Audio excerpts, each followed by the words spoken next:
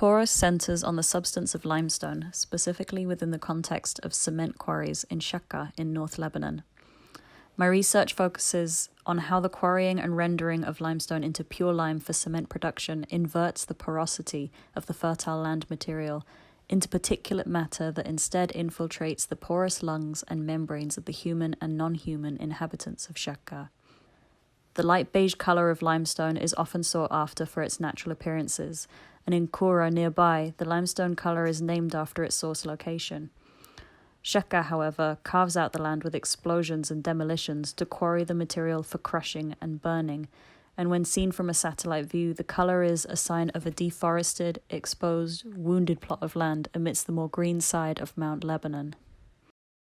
Limestone is like solid oil in the way that it is created from the layering of deceased life over eons. It is broadly any rock that is more than 50% calcium carbonate, and in the case of Lebanon, most forms of limestone are 95% calcium carbonate, with trace metals such as magnesium and other impurities collected and compacted within the digested layers of the rock.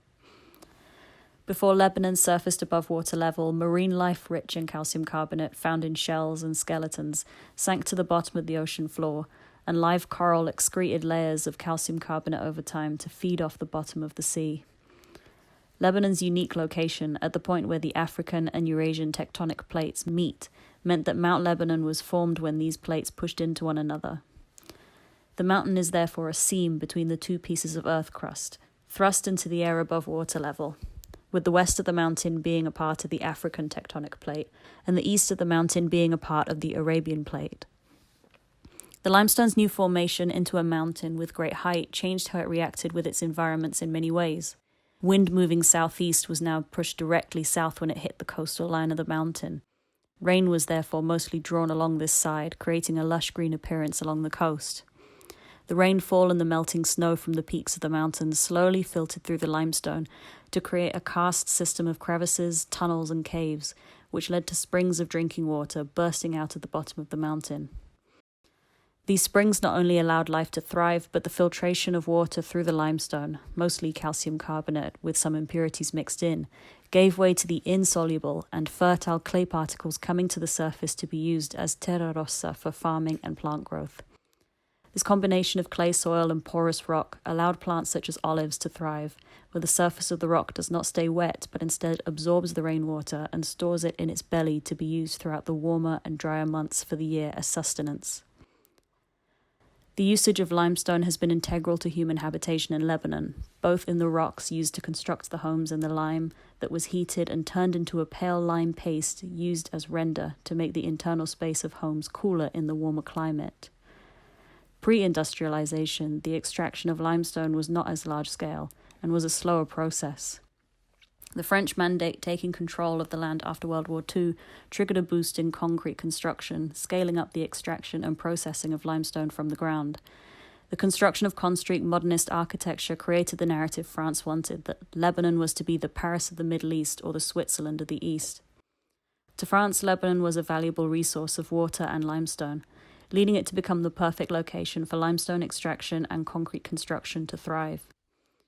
Despite gaining independence from France, the consequences of the borders drawn up by the West in the Middle East led to a brutal civil war in Lebanon between 1975 and 1990. This civil war led to mountains of destruction, mostly concrete. In Beirut, this destroyed concrete rubble was dumped along the shoreline and eventually paved the way, quite literally, for more profitable and valuable coastline real estate to be developed. Lebanon's government decided after the civil war that real estate development was the best means to gain economic independence, and while those in power put no money into resolving waste, electricity, and water systems, profit is still gained for them via the construction industry. In Shakka, the cement factories Holcim and Cimenterie Nationale were founded in the 1920s after the French mandate was implemented. Since the end of the civil war in 1990, Lebanon has remained in a perpetual loop of destruction and construction for profit. Illegal quarries are abundant throughout the country, and the political elite benefit from these because they provide cheap and fast resources for the private real estate development and privatization taking over Lebanon.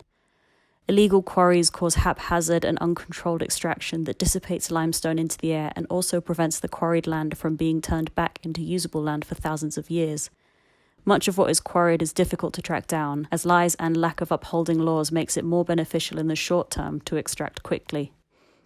Despite being post-industrial era, 1990 onwards was the best time for the cement companies to expand for the reconstruction of the destroyed cities. This mass project required more quarrying and more limestone. Shaka had 2 cement factories and 2 quarries nearby to save on the cost of transport in order to pump out as much cement as needed. Laws were even passed that prevented cement being imported, making the extractive actions increase even more. In the case of Shaka, the land bought by the cement companies has allowed the quarries to grow outwards as well as downwards over the century. Cement companies would also buy the clay soil from the neighbouring farmland owners for cement production, affecting the fertility of the arable land all the more until farmers felt compelled to sell their once fruitful land to the cement company.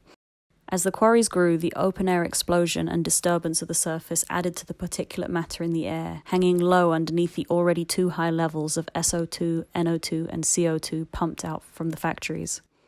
In 2019, a local NGO called Green Globe ranked the most polluted cities in Lebanon, and Shaka was named the most polluted city.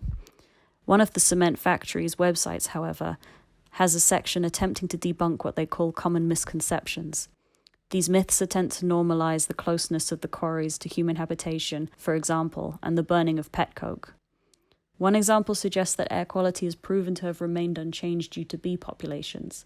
However, in their videos explaining their sustainable practices, they show how they include bee rehabilitation in their program, thereby suggesting that bee populations needed rehabilitation. Research also contradicts these facts, suggesting that little to no bee research had ever been recorded in the area and therefore no comparison could be made. The over-extractive methods used over the years created long-term exposure to particulate matter, PM10 and PM2.5, to all residents of the city. These irritants are named after their micron sizes, where their danger lies. At 10 microns, a particle rests inside the lungs, irritating them and causing asthma and respiratory diseases.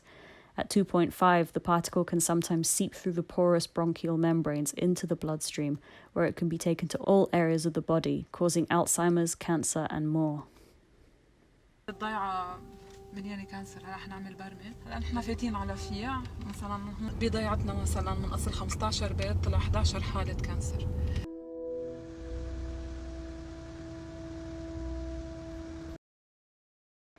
These small particulates are dangerous to inhale over long periods of time, and the short distance between the quarries and the residential spaces in Shaka have resulted in a community calling for action against the cement factories over decades. On top of the limestone particulate matter entering the lungs and bloodstreams of city residents, the alkaline lime powder rests atop and mingles with the clay soil in nearby farms, turning the balanced pH of the soil too alkaline for good growth. The limestone particulate matter also rests on the leaves of nearby plants in a corrosive layer of dust, its alkaline characteristics slowly breaking down the outer membrane of the leaf to allow heavy metals and disease to enter, killing the plant. Limestone's unique characteristics of porosity and filtration have made it a source of fertile soil and filtered water, providing space for human habitation over centuries. In Shaka, Lebanon, post-industrial over-extraction of the substance through quarrying has rendered the material into a key ingredient in concrete used for construction. In breaking, crushing, and processing this porous rock that once gave solid ground for fertile growth, the porosity is now inverted. Humans inhale and absorb the limestone through lungs. Plants absorb the limestone through its corroded surface and up its alkaline roots. All this while other pollutants gather in the atmosphere to add to the harm being done to the bodies in these environments. In 2015, the cement companies sued the government, opposing the new laws restricting their practices. Now in March this year, Cimenterie Nationale has depleted its stock and has sold its last bag of cement. It instead focuses now on carting in kilos of peat and soil and constructing parts of the quarries into rehabilitated green spaces. This sustainable marketing is not new to the cement companies. In the past, Cimenterie Nationale first attempted to resolve particulate matter issues by ordering workers to plant eucalyptus trees to absorb the dust in the air. Now, much more than this needs to be done. An intervention to resolve this issue would therefore have to steer away from finding ways of rehabilitation, thus aiding the cement companies' ambitions to prove they can heal the large-scale wounds in the limestone mountain. Instead, a solution would have to focus more towards policies, the better enforcement of existing environmental laws, as well as the implementation of new policies that would prevent the rampant private new build construction. Overall, a halt to the cement industry is a must to allow for the geological time of healing for the limestone once again.